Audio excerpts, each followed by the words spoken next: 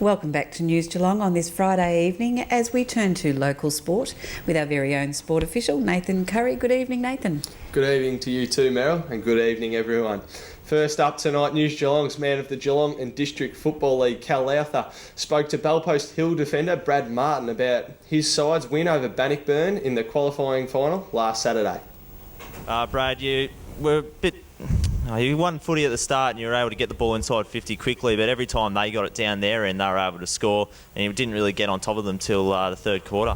Yeah, they did. They sort of, every time they got it inside 50, they scored. Yet we had it in there numerous times and just couldn't really capitalise in the first quarter to give us that extra lead. And we knew they'd come at us 100%, so the result was to be with them at quarter time and then just take it from there each quarter, and yeah, we just kicked on, I suppose. Were you happy when it started to rain? Because then you started to sort of win the contested footy, the game started to become a bit sloppier and your bigger bodies sort of got over them. Yeah, it did. It sort of, it slowed play down a little bit, but they sort of kicked it long and as soon as they got it, so it was tricky. It was bloody cold too. Yeah. Yes. Also, just were you a bit worried with Aaron Eddy? I know you moved on to him and you got a free kick there and he took a mark on you. Are you getting a bit concerned that he might get on top of you? I think any time you get moved on to someone who's looking dangerous and they get two within 5 minutes is a bit of a worry. But to our on-ballers' credit, they just cut down the supply and it just didn't come down. So really, there wasn't many contests that we had after half-time. So. Yeah. All right, thanks very much, Brad. No worries.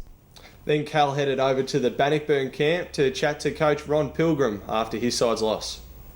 Ron, disappointing loss today. Just really struggled to get the ball moving forward. Just didn't get enough inside 50s, and just in the end, couldn't get the job done.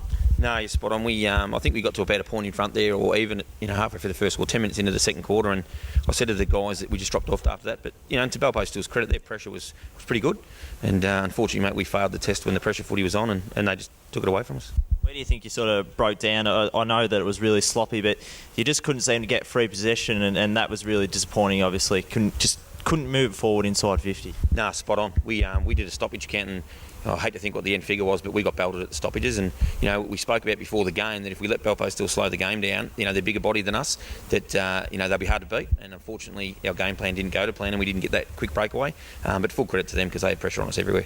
What areas are you going to work on for next week? Are you going to sort of just go in with the same game plan as you did this week, just moving it on quickly, or are you just going to sort of review with the players and talk about their contested footy? Yeah, no, definitely contested footy is a big one we talk about every week, and I think most sides do. But it just depends who we play. I think East Geelong are a bit more of a similar side to BellPost still, whereas North Geelong are similar to us. They're pretty quick, but mate, we've got to back our strengths, and that's to get the ball and run and carry pretty quick. And today we didn't deliver on that, and the scoreboard told the story. Thanks very much, Ron. Cheers, thanks, mate. And thanks for that, Cal. Next up, News Geelong caught up with Geelong Cats coach Mark Bomber Thomson to chat about all things happening down at the Cattery. Now, Bomber, how will missing 2 games affect the J-Pod at this stage of the season? Affect him? He'd be pretty devastated, I'd say. Huge consequences, and even for us. He's been a very important player for us.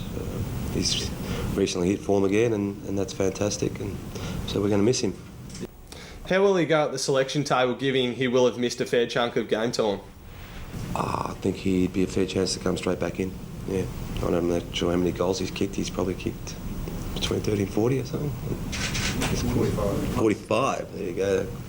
40. Yes, he has kicked a fair amount of goals this year. Finally, mate, will you bring in Ottens and Blake and move Hawkins forward? And apart from the suspensions, are you at full strength? Yeah, I think what it's been able to do for Tom is to bring him into the game. So Tom will play obviously more forward, and Ottens is, we shouldn't forget that he's played a fair bit of time forward as well. So I think Moons is probably the one constant there, and there might be times when we have 3 talls, and it'll be Mooney, Hawkins, and Ottens. So you think this week Blake and Ottens both play?